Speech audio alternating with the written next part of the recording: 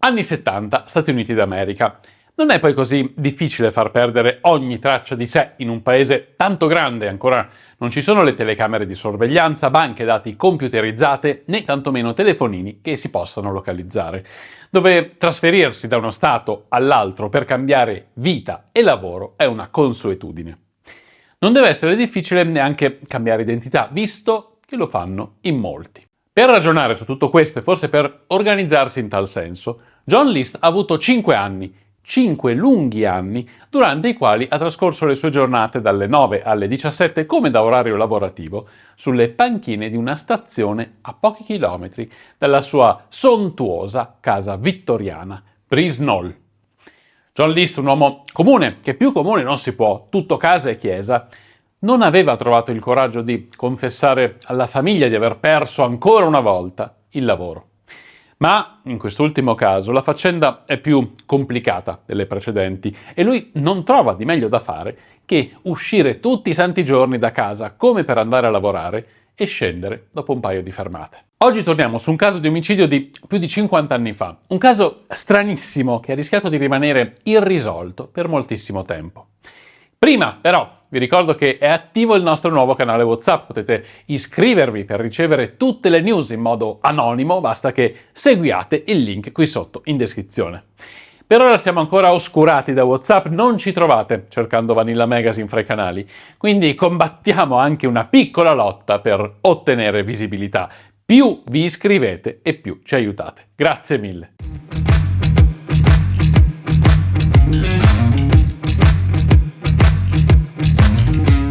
La vita di John List ricalca quella di milioni di uomini che vivono negli Stati Uniti. Nasce in una famiglia di origini tedesche, di stretta osservanza luterana, con il padre che gli inculca i precetti dell'onore, del doversi prendere cura della famiglia.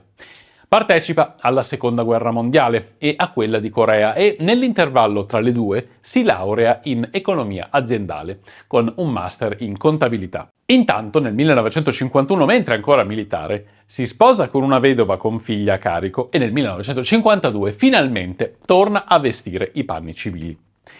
Nel giro di 6 anni gli nascono 3 figli e cambia 3 o 4 lavori, ma per quanto scrupoloso e puntuale non rende abbastanza.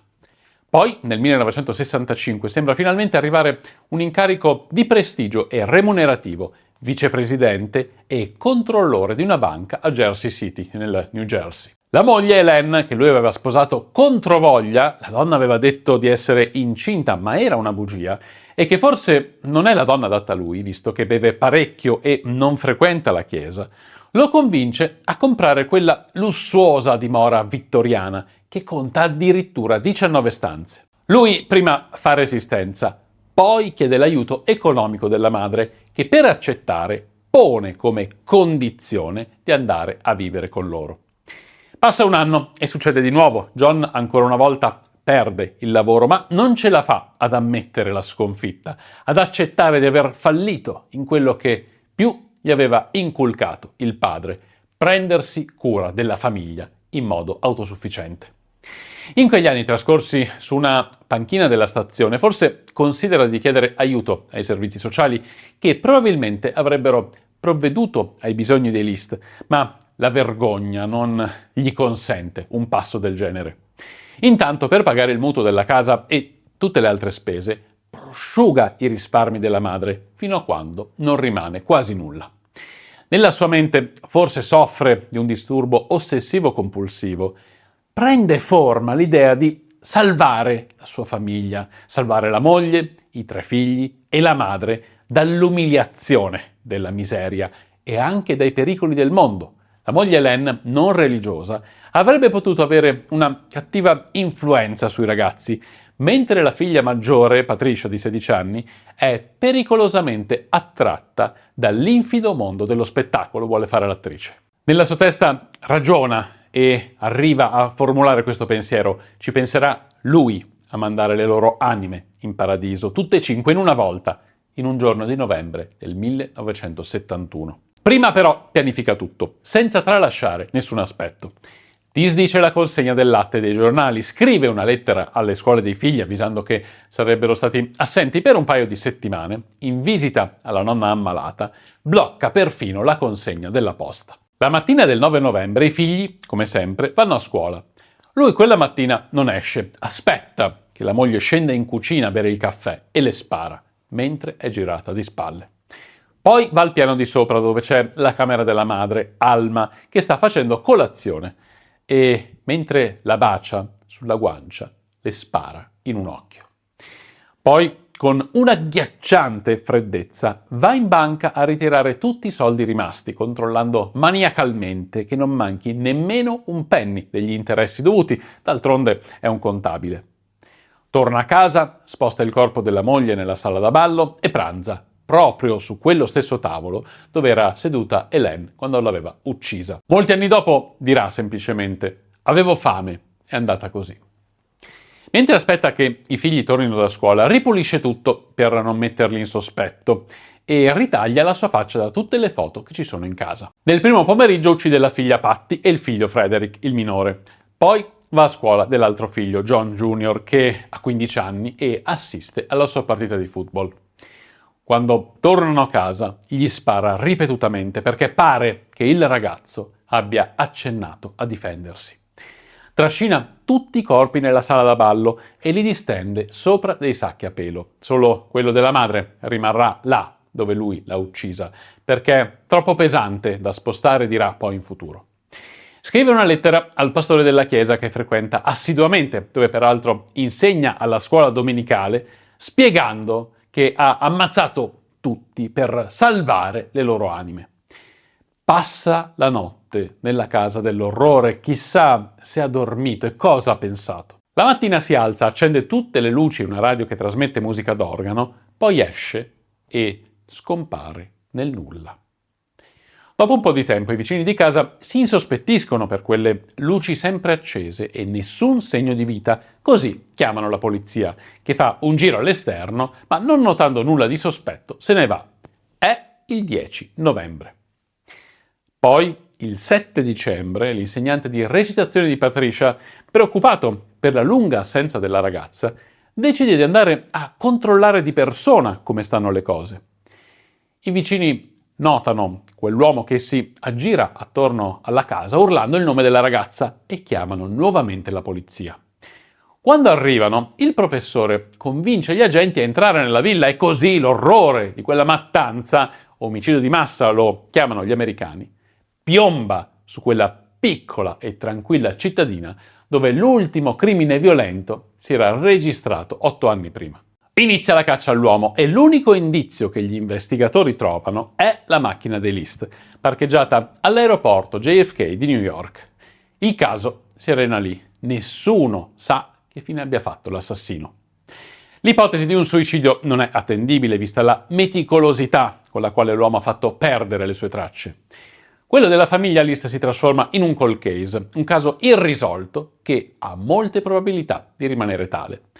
Se non ci mettesse lo zampino un programma televisivo, America's Most Wanted, che dedica una puntata proprio a quell'omicidio. È il 21 maggio del 1989, sono trascorsi 18 anni da quel terribile giorno a Brisnol.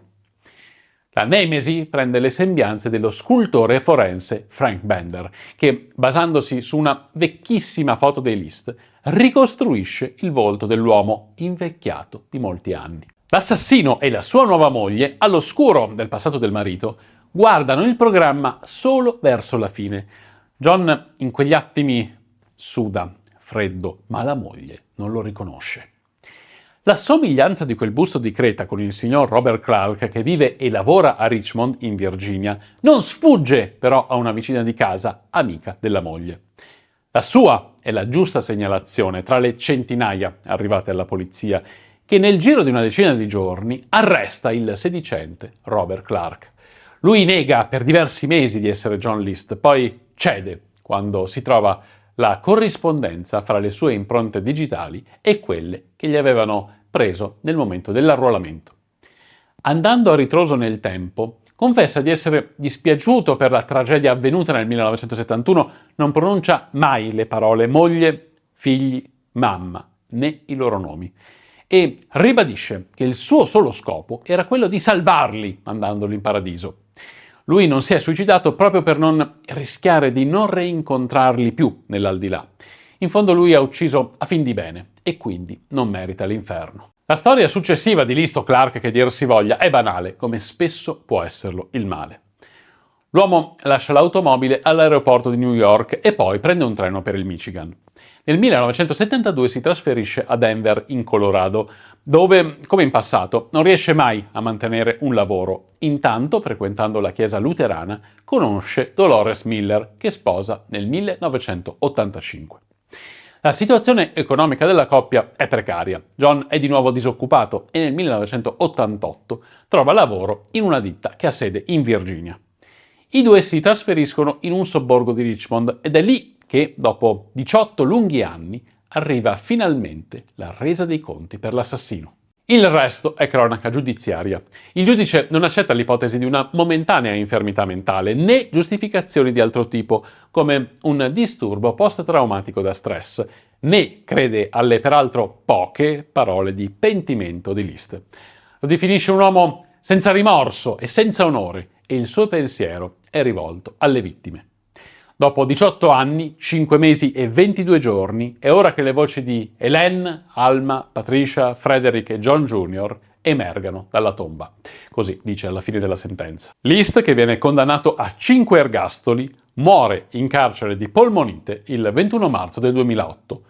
Nessuno si è mai fatto avanti per chiedere la restituzione del suo corpo.